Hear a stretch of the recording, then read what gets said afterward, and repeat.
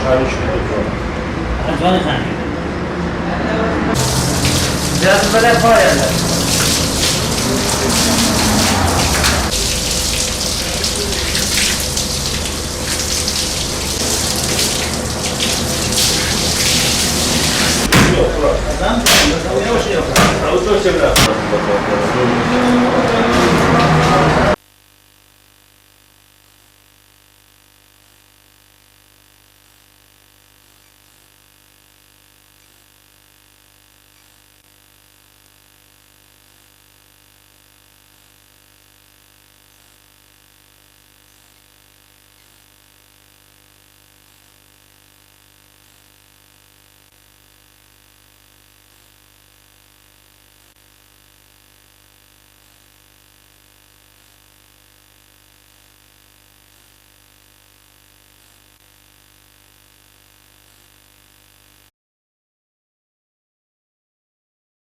وەکو نووسنگەی خەلیفان بەرنامەی بەخشین بە هاوکاری بەرنامەی بەخشین و بە هاوکاری خێرخوازان هەڵساوین بە ئەنجامدانی سونەتی قوربانی بە هاوکاری خێرخوازانەوە.